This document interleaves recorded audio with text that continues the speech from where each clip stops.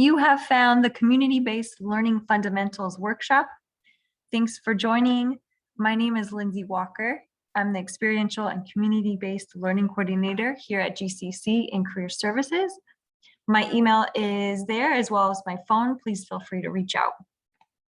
Today, I want to take you through just a little bit of the fundamentals of CBL. That will include definitions, benefits, some of the main components for CBL, including clear steps on how to implement it, and of course, some resources which are constantly evolving. This is a quote that I love from Benjamin Franklin, going way back. It says, "Tell me and I forget, teach me and I remember, involve me and I learn." So the key thing about community-based learning is to be based in the community. You're getting involved in something, you're getting some hands-on experience. And we've seen through the research that this is actually really impactful for the students.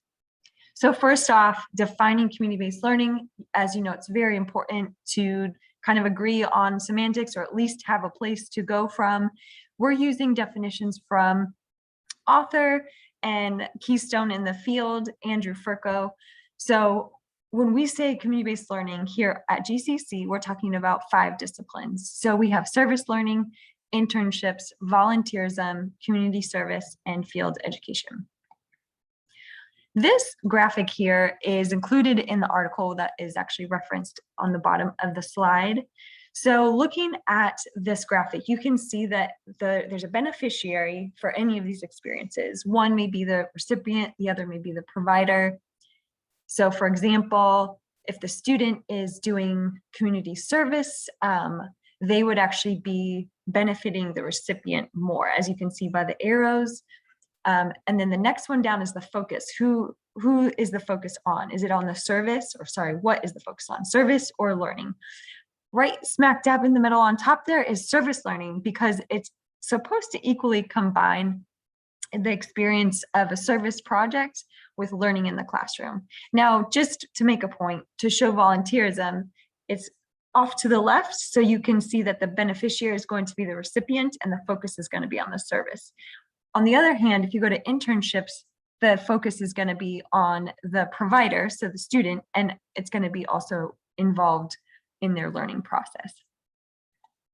So just to break it down, I'm not going to read the slides to you, but service learning is kind of this apex of CBL because it combines exactly a good mixture for the students in the course. So there's a course connection, and you're also serving a community need that has been expressed.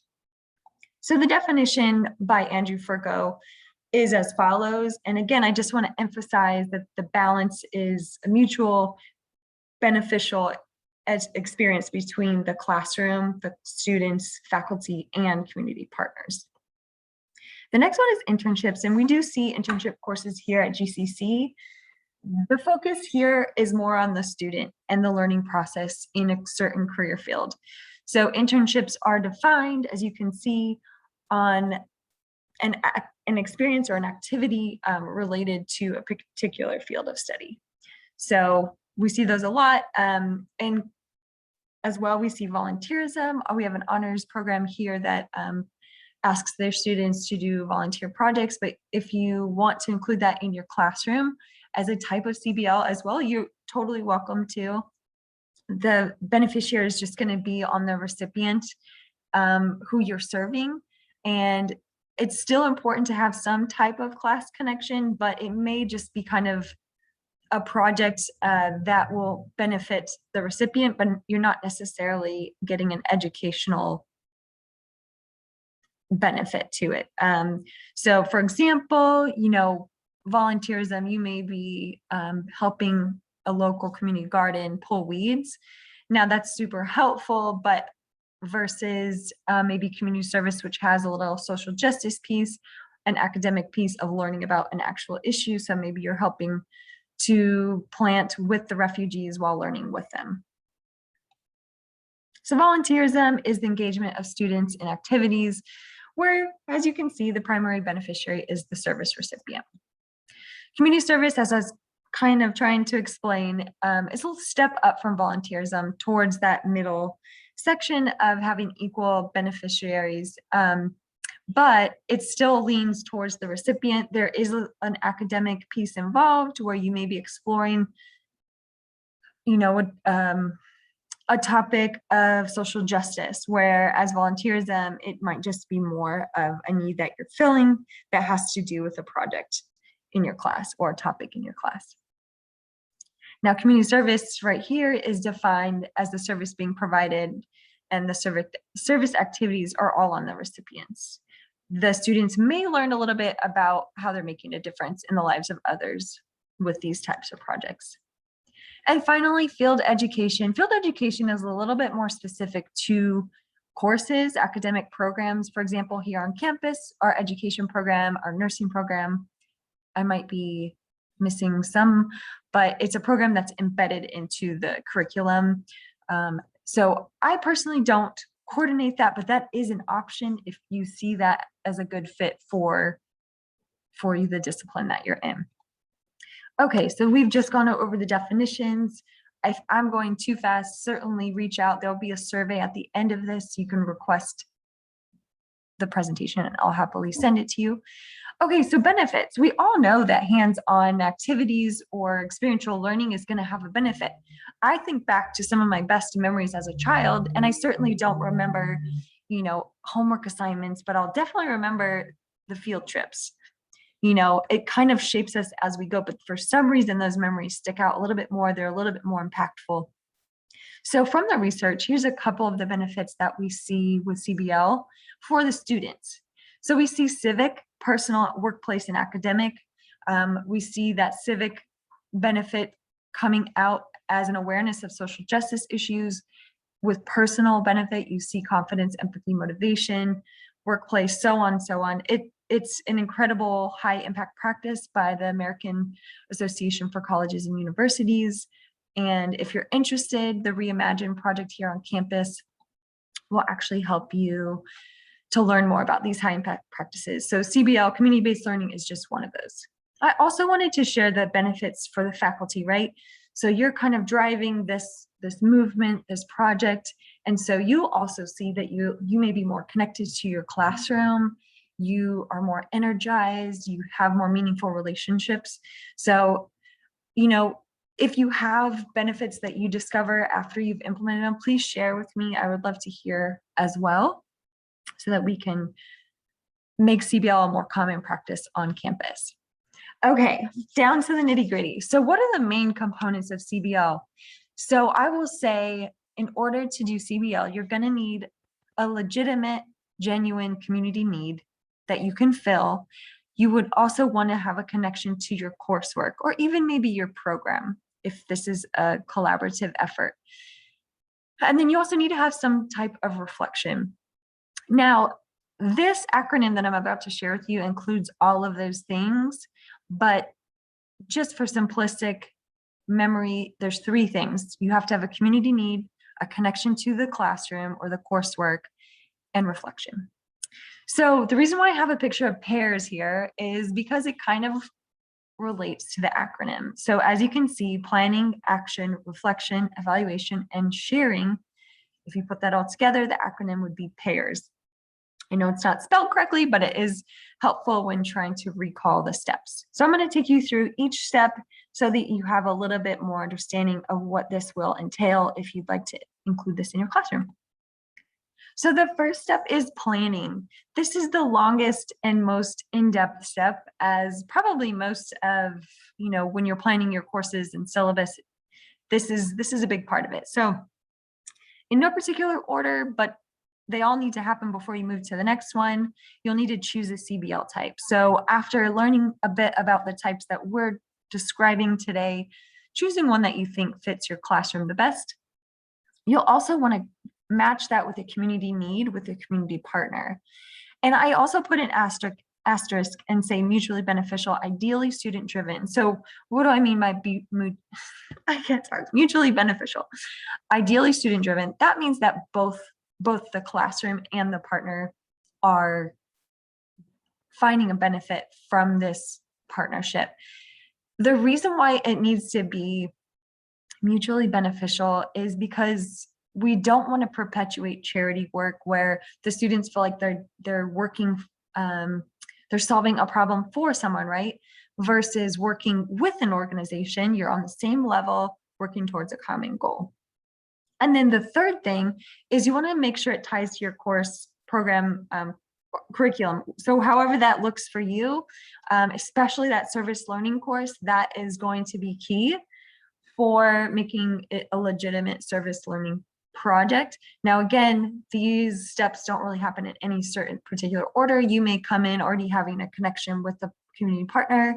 You may already think, wow, I really want to do community service, or I want to do service learning. But again, have all these three things addressed before you move on to the next piece. Now, there's an arrow with a darker word that says paperwork. So paperwork is an additional piece to planning.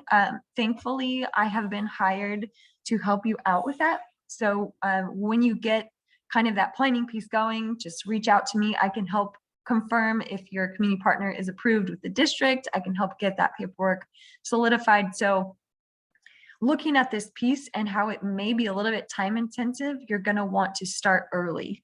So if you're planning for the fall, you maybe want to start in the spring. I think a year in advance is optimal time because you don't have to rush or worry, but you could easily do it in 6 months if you have some of these already figured out. Okay, so moving on to action. Action is the piece where you're going to do the project. You're going to be in the place, or maybe it's online. You'll be identifying project goals, objectives. Again, keeping in mind that you want to connect that to the community need and your curriculum. So with your syllabus that you already have, you can take a look at the learning objectives and really try to match that up with the community need so that you're not having to recreate anything. You also make sure that there's reciprocity and a power dynamic in mind, just an awareness. Again, it's not doing a project, it's not an over-under relationship, it's equal platforms. So community partners benefiting the classroom just as much as the students are benefiting the community partner. You'll want to schedule the dates and then actually complete the project. So in the action step, again, identify your objectives. What project are you doing? How does this connect to the curriculum? Schedule the dates and times. I think it's highly recommended to, if you're planning ahead, to include those dates and times into the syllabus for the upcoming term so that students can be aware of it.